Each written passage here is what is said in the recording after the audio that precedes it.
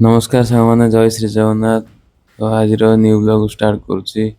ତ ମୁଁ ବର୍ତ୍ତମାନ ସକାଳୁ ସକାଳୁ ବାହାରିଗଲି ଫ୍ଲାଗ ହୋଷ୍ଟିଂ ହେଉଛି। ତ ଯେହେତୁ ଆଜି ଥିଲା ସ୍ୱାଧୀନତା ଦିବସ 80ତମ ସ୍ୱାଧୀନତା ଦିବସ, ତ ମୁଁ ବାହାରିଗଲି ଆମ ରୁମ୍ ପାଖରେ ଜଣେ ଭାଇଙ୍କୁ ନେଇକି ସାଙ୍ଗରେ। ତ ଏଠି ଆମର ଗୋଟେ ଫାଣ୍ଡି ଅଛି, ତ ଗଡ଼ମହାବୀର ଥାନା ଫାଣ୍ଡି। ତ ସେଇ ପାଖରେ ଏକ୍ସ ଆର୍ମି ପର୍ସନ୍ ଥିଲେ, ଜଣେ ସିନିୟର ଆଉ ଜଣେ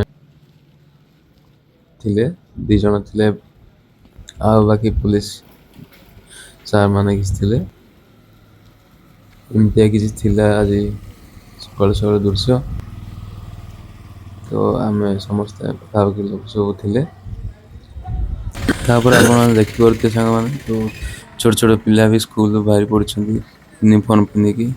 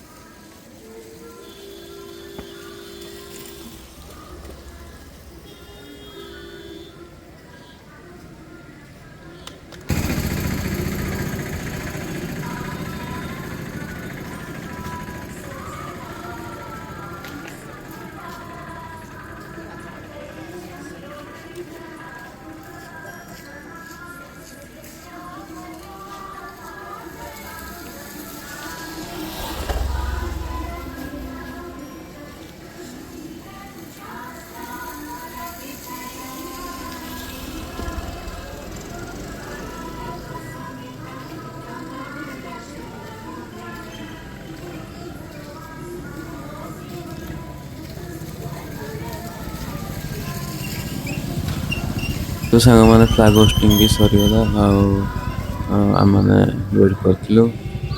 ସରିଲା ପରେ ସେଉ ମୁଦିଆ ଯୋଡ଼େ ମିଳିଲା, ତା ସହିତ ଆମେ ବାହାରିଗଲୁ ରୁମ୍କୁ। ତ ଆଜିର ବ୍ଲଗ୍ଟି ଆପଣଙ୍କୁ କେମିତି ଲାଗିଲା ନିଶ୍ଚିନ୍ତ କମେଣ୍ଟ କରି ଜଣାଇବେ। ରହୁଛି, ଜୟ ଶ୍ରୀ ଜଗନ୍ନାଥ।